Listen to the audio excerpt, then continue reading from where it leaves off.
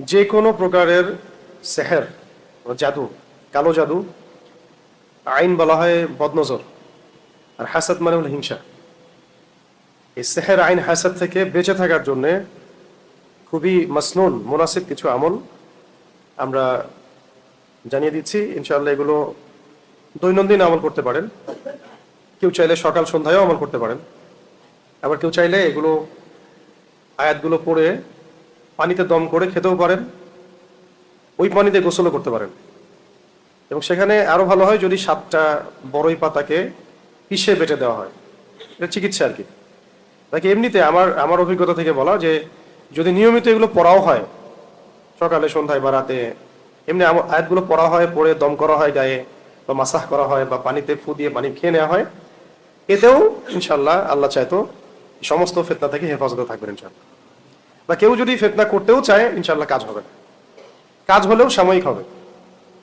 ঠিক আছে, এটা একটা অসুস্থতার মতোই, যে কোনো অসুস্থতা সারতে যেমন সময় লাগে, এটা সারতে একটু সময় লাগতে পারে। তাই বলে হতাশ হওয়া যাবে না, চেষ্টা চালিয়ে যেতে হবে। এর আগে প্রথমে শর্ত হচ্ছে 1 নাম্বার যে খালেস ভাবে আল্লাহর কাছে তওবা করা। খালেস ভাবে আল্লাহর কাছে তওবা করা, রিজিকটা হালাল করার চেষ্টা করা, আল্লাহর দিকে রুজু হয়ে যাওয়া, মানে আল্লাহর দিকে নিজেকে রুজু করে ফেলা। হ্যাঁ, আল্লাহ পাকের উপর রুজু করা। 4 হলো আল্লাহর উপর তাওয়াক্কুল করা, ভরসা করা। 5 নাম্বার হচ্ছে আমাদের সমাজে যে কবিরাজ, তারপরে যে তান্ত্রিক এগুলো থাকে, এদের শরণাপন্ন ভুলেও না হওয়া। ওখানে গেলেই আপনি মুসিবতে পড়বেন, আরো সমস্যায় পড়বেন, এবং কুফরিও হয়ে যেতে পারে, ওখানে শিরক হয়ে যেতে পারে। এগুলো করবেন না। আরেকটা জিনিস যেটা আমরা না চাইতেও করে ফেলি, বা চেষ্টা করার পরেও হয়তো আমরা দূরে থাকতে পারি না, সেটা হলো অনলাইন ফিতনা। এইটা থেকে 100% পরহেজ থাকার চেষ্টা করা উচিত। আমি নিজেকেও বলছি, আপনাদেরকেও বলছি। এটাই মনে হয় সবচেয়ে বড় সমস্যা। এমনিতে একটা মানুষের চোখ লাগা, বদনজর লাগা, সেহের করা একক ব্যাপার। এটা হচ্ছে একটা পুরো মানে শয়তানের একটা দল আপনার পিছনে লেগে যাবে। ঠিক আছে, আর ইবলিস শয়তান এবং তার দল দুর্বল, এটা মনে রাখবেন। ইবলিস শয়তান এবং তার দল দুর্বল, মানুষ শয়তান এবং তার দলবল শক্তিশালী। মানুষ যখন শয়তানের রূপ ধারণ করে, তখন এই মানুষ শয়তান ইবলিসের চাইতে বেশি শক্তিশালী। আর এই মানুষ শয়তানদের চাইতে শক্তিশালী হলো দূষিত নফস। দূষিত নফস, যার নফসের মধ্যে দূষণ আছে, তার জন্য মানুষ শয়তানেরও প্রয়োজন নাই, জিন শয়তানেরও প্রয়োজন নাই।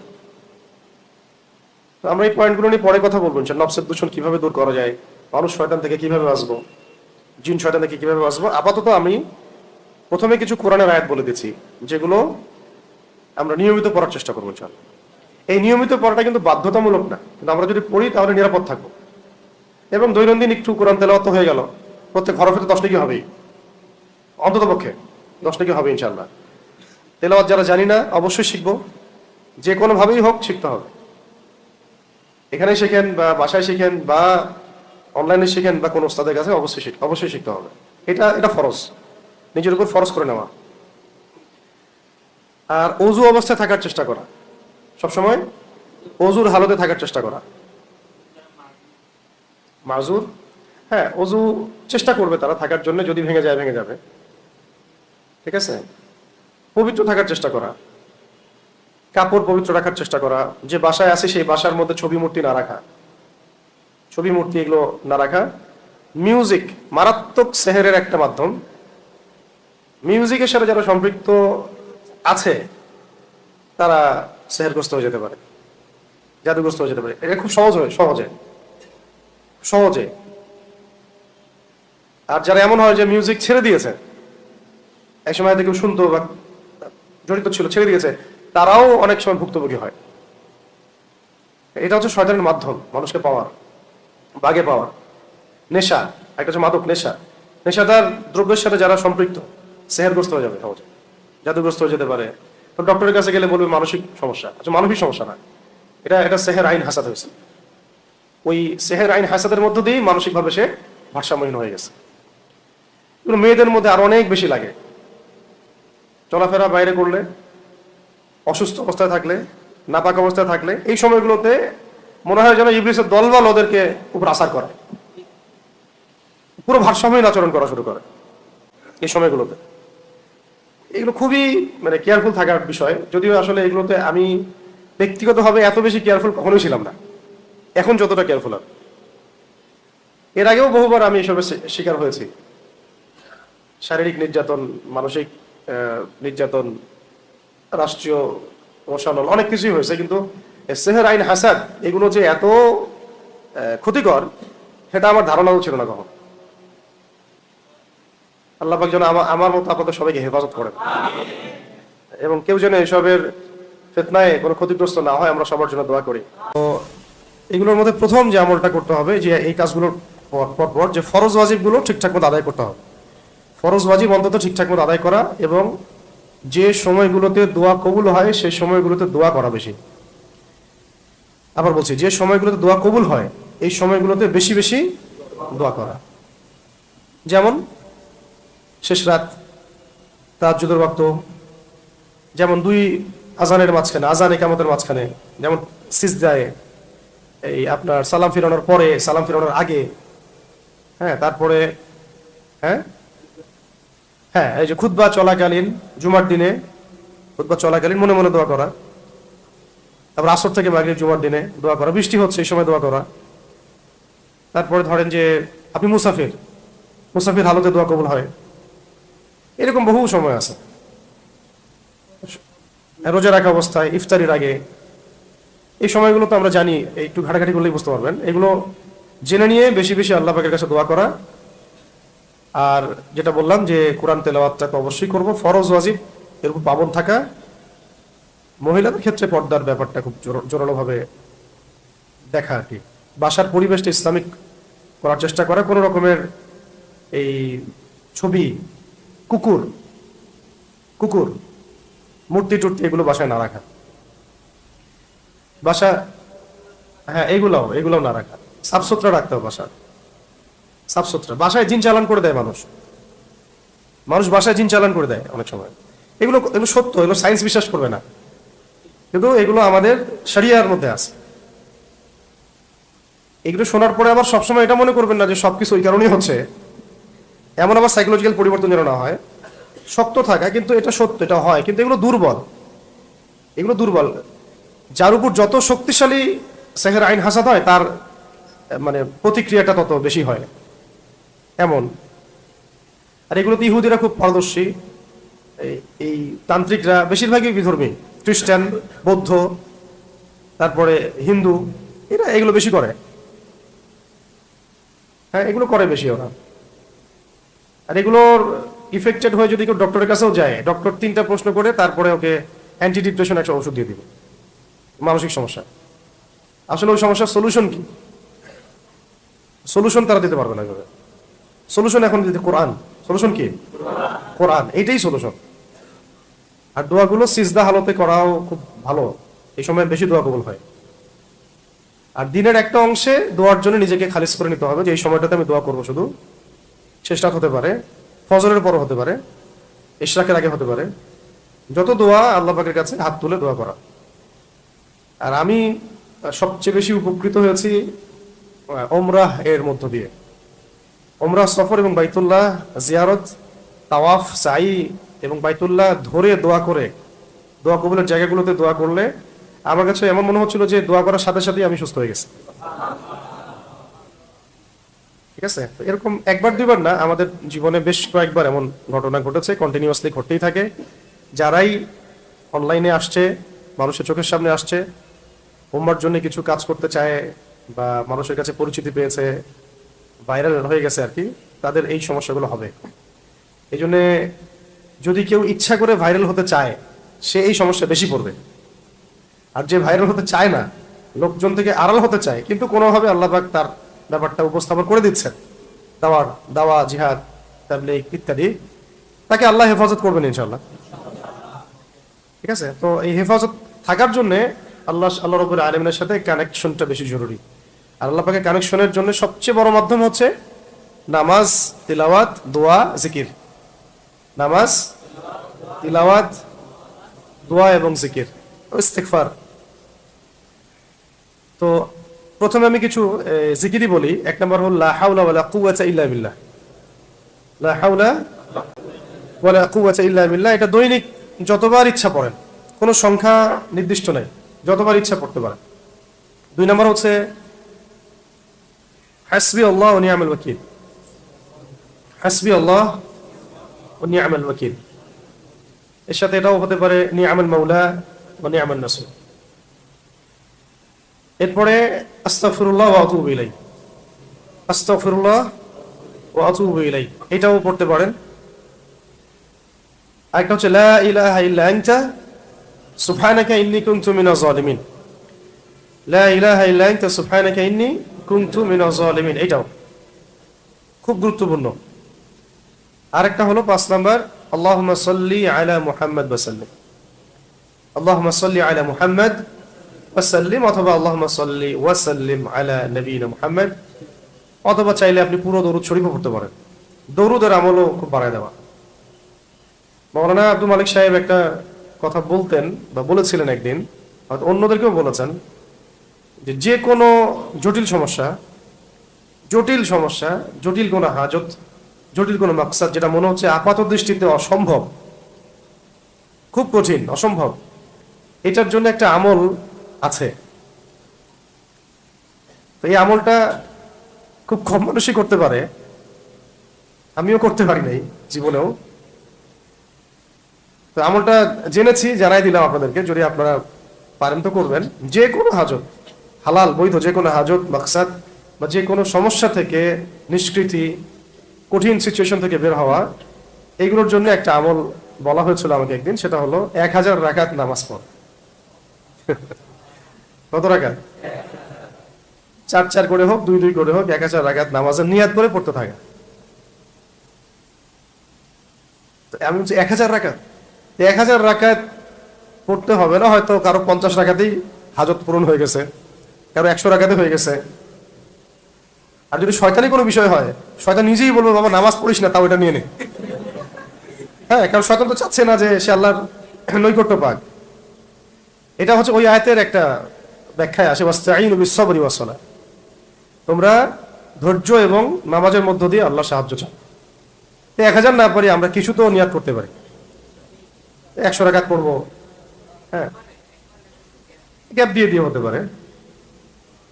অনেক সময় এমন হয় যে ঠিক আছে আমরা 50 জন মিলে 1000 রাকাত পড়ি আসেন, এমনও হয় অনেক সময়, হতে পারে। তো এই আমলগুলো আছে, আরো বেশ কিছু আমল আছে। জি, বসেন বসেন বসেন।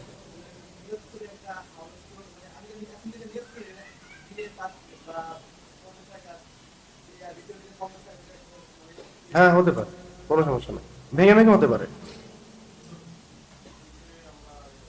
শেষ করি আমি, পরে ভুলে যাবো, বলে দেই এগুলো, বলে দেই। এগুলোর তো জিকিরগুলো বললাম। এখন লিখেন যে আমাদের কোরআনের আয়াত এবং সূরাগুলো কোনগুলা। 1 নম্বর হচ্ছে সূরা ফাতিহা। 1 নম্বর, এটা 1 বার পড়তে পারেন, 3 বার পড়তে পারেন, 7 বার পড়তে পারেন, যতবার ইচ্ছা। সূরা ফাতিহা খুবই উত্তম একটা শিফা, আরোগ্য। 2 নম্বর হল সূরাতুল বাকারা, এর শেষের 3 আয়াত, সূরা বাকারার শেষের 3 আয়াত। এরপরে আছে সূরা বাকারার আয়াত নাম্বার 254, 55, 56, 254, 255, 256, মানে আয়াতুল কুরসির আগের আয়াত, পরের আয়াত এবং মাঝখানে আয়াতুল কুরসি। এরপরে আছে সূরা আলে ইমরান, এর শেষের 10 আয়াত, সূরা আলে ইমরান শেষের 10 আয়াত। এমনিতে সূরা বাকারার শেষের 3 আয়াত রাতের বেলা পড়া গুরুত্বপূর্ণ আমল, সারা রাতের ইবাদতের জন্য যথেষ্ট হয়। আর সূরা আলে ইমরানের শেষ 10 আয়াতও নবী সাল্লাল্লাহু আলাইহি ওয়াসাল্লাম রাতের বেলা পড়তেন। লিল্লাহি মুলকুস সামাওয়াতি ওয়াল আরদ, এখান থেকে একবারে ইয়া আইয়ুহাল্লাযীনা আমানু ইসবিরু ওয়া সাবিরু ওয়া রাবিতু ওয়াত্তাকুল্লাহা লাআল্লাকুম তুফলিহুন, এটা। এরপরে আছে সূরা, এটা খুব স্ট্রং, খুবই কার্যকর, সেটা হলো সূরাতুল কাহফ এর প্রথম 10 আয়াত। সূরা কাহফের প্রথম 10 আয়াত। 4 নম্বর সূরা কাহফের শেষের 10 আয়াত, সূরা কাহফের শেষের 10 আয়াত। এরপরে আছে সূরাতুল ইয়াসিন, সূরাতুল ইয়াসিন, এটা এত গুরুত্বপূর্ণ একটা আমল যে আল্লাহ পাকের বড় বড় বুজুর্গরা কখনো এই আমলটা ছাড়তেন না। প্রত্যেক দিন তারা ফজরের নামাজের পরে সূরা ইয়াসিন পড়তেন। সকালবেলা আমল করার জন্য খুব গুণ আছে, রাতে আমল করার একটা হাদিস আছে, যদিও জয়ীফ, আমল করা যায়। আমলের বিষয়গুলোতে জয়ীফ হাদিস আমলযোগ্য, বুঝতে পারছি কি? এগুলো আমলের ব্যাপার, এগুলো আমলই বিষয়, সেখানে এগুলো দুর্বল বর্ণনা, কিন্তু এমনি মুনাসিব খুব। তো এটা হচ্ছে কোরআনের হৃদয়, ঠিক আছে, এবং এটা এটা হাজত পূরণ হয়ে যাবে ইনশাআল্লাহ সূরা ইয়াসিন। হ্যাঁ, না আমি আপনাদেরকে বলবো যে পুরো কোরআন আগে তেলাওয়াত শিখে নেবেন, তারপরে আপাতত শুনতে পারেন, আপাতত তেলাওয়াত শুনতে পারেন, কিন্তু কোরআন তেলাওয়াত শিখতে হবে। এবং এটা বাংলা দেখে দেখে পড়া যাবে না, এভাবে ইয়া সিন ওয়াল, কোরআন কিভাবে পড়বেন বাংলা দিয়ে? কোরআন বলে ফেলবেন, উচ্চারণ তো হইল না। আলিফ লাম মিম, এটাকে কিভাবে বাংলা দিয়ে লিখবেন যে যালিকাল কিতাবু লা রাইবা ফিহি, এটা তো হইল না উচ্চারণ। হবে উচ্চারণ? আরবি আরবি শিখতে হবে। আরবি শেখাটাকে, মানে আরবি শেখার কয়েকটা স্টেজ আছে। একটা তো আপনি আরবি সাহিত্যে পারদর্শী হয়ে যাচ্ছেন, আরবি ভাষায় পারদর্শী হয়ে যাচ্ছেন। একটা হলো কোরআনের ব্যাকরণ শিখছেন, কোরআনের তেলাওয়াত শিখছেন। অন্তত কোরআনের এই তিলাওয়াত শেখা এবং কোরআনের কিছু ব্যাকরণ শেখাটা নিজের উপর ফরজ করে নেন, নিজের উপর ফরজ করে নিতে হবে। এটা এটা শিখতেই হবে, যে এভাবে হোক শিখতে হবে। তো এই যে বাংলাদেশে আমরা অনেক বড় বড় শব্দের দাওয়াত দিয়েছি এই পর্যন্ত, খিলাফা, শরিয়া, ইমারা, ইসলামী আইন শাসন, এটা ওইটা। তো সত্যি কথা বলতে এখন এই 10 বছর পরে এসে আমি বুঝতে পারতেছি যে এগুলো অনেক দূরের কথা, এগুলো অনেক দূরের পথ বাংলাদেশের জন্য। ইল্লা মাশাআল্লাহ, আল্লাহ চাইলে হইতে পারে বাংলাদেশের জন্য এটা অনেক দূর কি বাত মনে হচ্ছে। এখনো আমাদের তেলাওয়াতই সহি হচ্ছে না বহু মানুষের, কোটি কোটি মানুষের। নামাজই হচ্ছে না কোটি কোটি মানুষের, পড়তেইছে না। যাকাত নাই সমাজে, হ্যাঁ, আদব নাই। আদব যেটা থাকে ইসলামে, একটা আদব আখলাক। আমি তো দেখলাম যে সমাজে, যে সমাজে ম্যাক্সিমাম মানুষ তালাকেরই মাসালা জানে না, ওই সময় আমি খিলাফা কায়েম করতে যাচ্ছি। কি মুসিবত! যে সমাজে মানুষ একটা সিম্পল একটা মাসালা জানে না, ওযু, গোসল, এই নামাজের আহকাম আরকান, এটা তো সিম্পল মাসালা। তো আমার এখন ভাইদের প্রতি নাসিহা যে বিয়ের আগে তালাকের মাসালা জানা দরকার, মানে বিয়ে করার আগে তালাকের মাসালাগুলো জেনে নিতে হবে, ঠিক আছে? কয়টা কয়টা বলছে? একটা সূরা ফাতিহা, বলেন তো আমাকে, সূরা বাকারার শেষের 3, সূরা আল ইমরানের শেষের 10, কাহফের প্রথম 10, শেষের 10, সূরা ইয়াসিন। এবার লিখেন 6 নম্বর, এটা 7 নম্বর সূরা সফফাত লিখেন, সফফাত, সূরা সফফাত।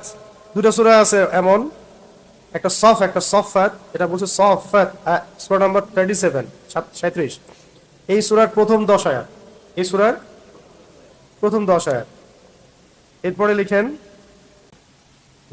সূরা আর রহমান, সূরা আর রহমানের আয়াত নাম্বার হচ্ছে 34 নম্বর আয়াত থেকে শুরু করে 45 পর্যন্ত। কটা হয়েছে? 8টা। সূরা কলাম, সূরা কলাম এর শেষের 2টো আয়াত, সূরা কলামের শেষের 2টো আয়াত। এবার লিখেন সূরাতুত তাহা 65 থেকে 70, 65 থেকে 70। এই যে বললাম সূরা তাহা 65 থেকে 70, এটা সেহেরের জন্য খাস, এটা সেহেরের জন্য খাস আয়াত এটা। আর যেটা বললাম সূরা কলাম এর শেষে 2 আয়াত, এটা বদনজরের জন্য খাস।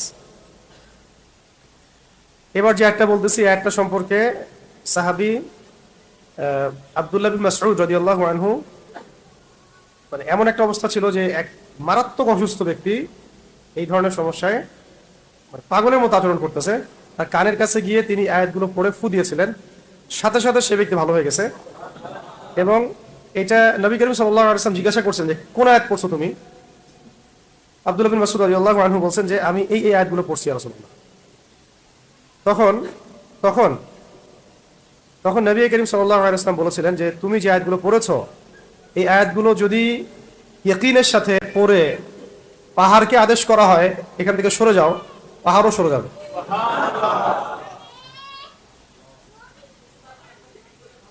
হ্যাঁ হ্যাঁ, বলছিলাম যে এক এক ব্যক্তি যিনি অসুস্থ ছিলেন তাকে আব্দুল্লাহ বিন মাসউদ রাদিয়াল্লাহু আনহু চিকিৎসা করছিলেন এবং এই আয়াতগুলো পড়ে তিনি ফু দিয়েছিলেন, সে সুস্থ হয়ে যায়।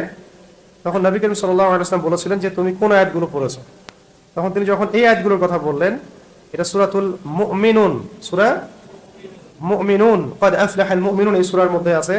শেষের দিকে 112 নম্বর আয়াত থেকে নিয়ে 118 নম্বর আয়াত পর্যন্ত, 112 থেকে নিয়ে 118 নম্বর আয়াত পর্যন্ত ক্বালা কাম লাবিসতুম ফিল আরদি আদাদা সিনিন, এখান থেকে ক্বালু লাবিসনা ইয়াওমান আও বা'দা ইয়াওমিন ফাসআলিল আদিন, এখান থেকে নিয়ে খাস করে শেষের গুলো যে আফাহাসিবতুম আন্নামা খালাকনাকুম আবাসান ওয়া আন্নাকুম ইলাইনা লা তুরজিউন ফাতাআলা আল্লাহুল মালিকুল হক লা ইলাহা ইল্লা হুয়া রাব্বুল আরশিল কারীম ওয়া মান ইয়াদউ মা'a আল্লাহি ইলাহান আখার লা বুরহানা লাহু বিহি ফাইন্নামা হিসাবুহু ইনদা রাব্বিহি ইন্নাহু লা ইউফলিহুল কাফিরুন ওয়া কুর রাব্বি ইগফির ওয়ারহাম ওয়া আনতা খায়রুর রাহিমিন।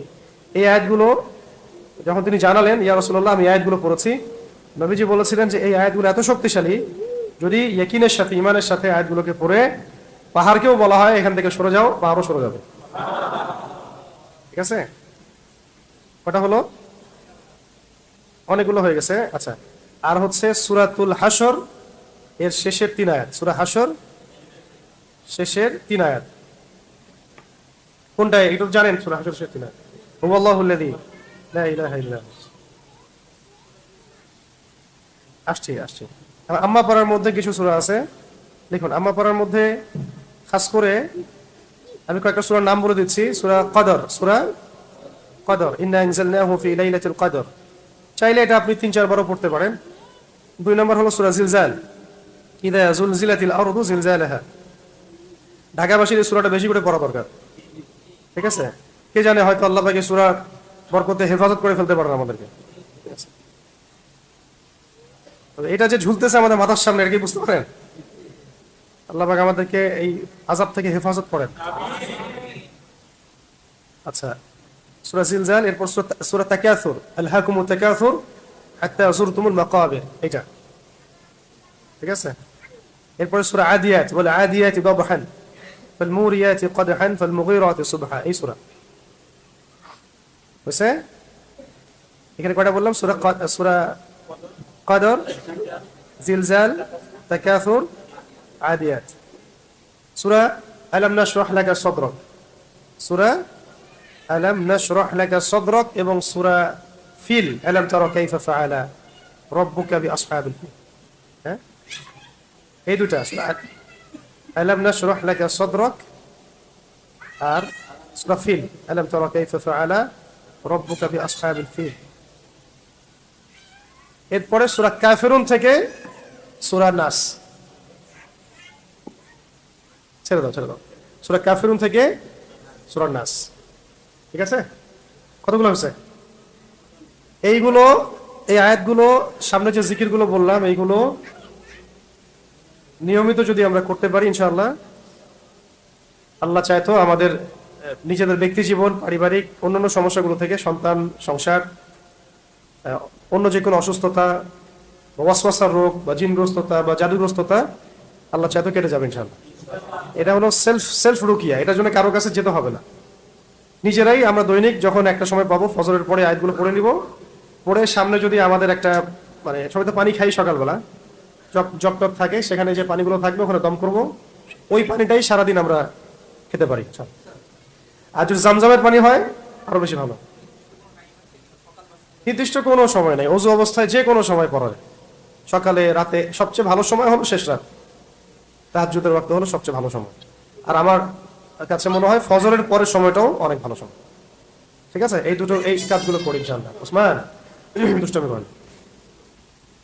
আচ্ছা,